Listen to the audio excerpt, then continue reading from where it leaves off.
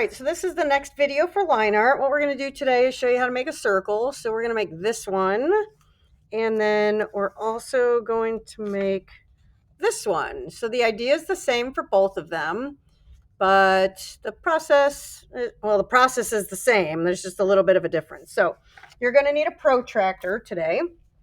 And so go grab one of those in the front of the room or your own.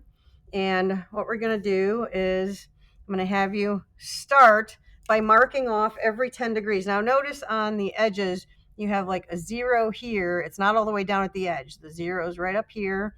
There's another one right here. Okay, so we're going to go and mark every 10 degrees with just a little mark on this protractor.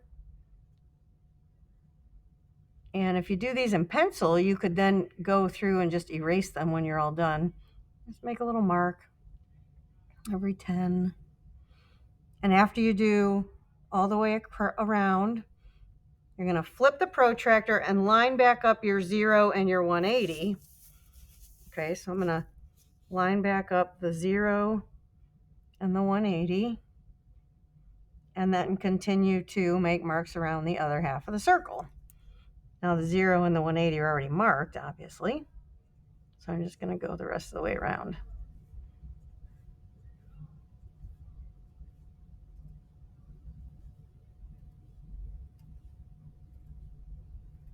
Okay, so you can remove that.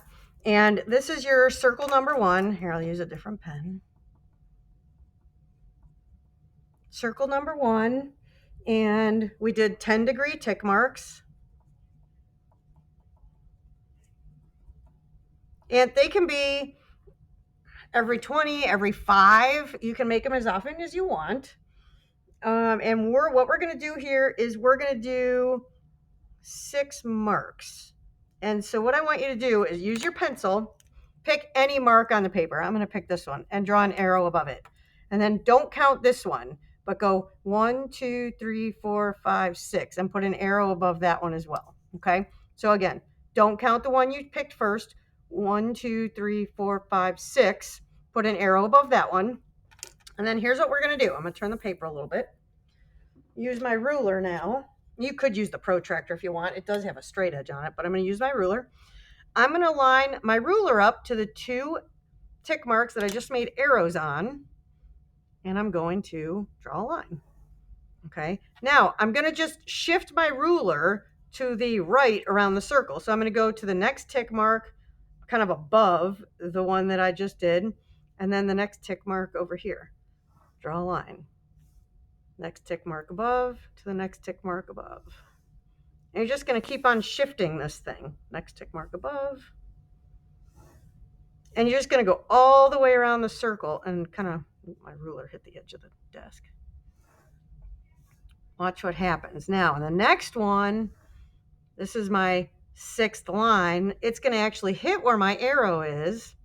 And I'm going to start right there and go to the next one down here. And look what happened. It made a little point on the end. So now I'm going to finish. Each of these is going to end up with a point. So now it's real easy to see which one is the next one, because see these points here?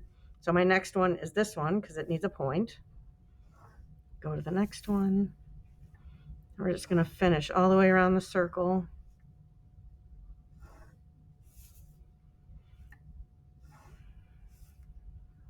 This is hard for me to talk and do this at the same time.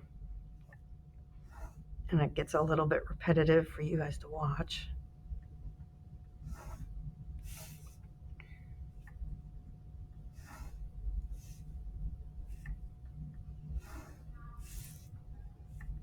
But there's an important part where kids always get stuck at the end. So here too, all right, I don't know how well you can see, but I went over my tick mark just a little bit. So I'm not going to start at the tick mark. I'm going to start at the end of the line so that will actually make a point.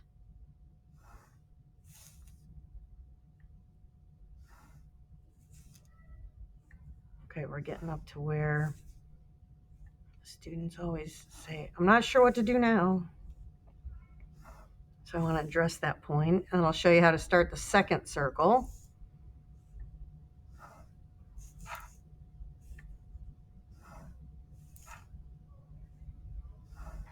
Okay, we're almost there. I got this line's going to connect to this empty dot. And then this next one is going to connect back to this first one, right? So I've got to make my little diamond here at the top. And that one is actually going to connect to this one and make a diamond on that guy. And now this one is going to connect to this one and finish and make diamonds on all of these. This one, I'm going to connect to that one. So every single one of these edges should have this little arrow or diamond on the top of it. When you get done, it should look like that with a perfect circle on the inside. Okay, so that was every 6 tick marks. Now the next one, we're going to do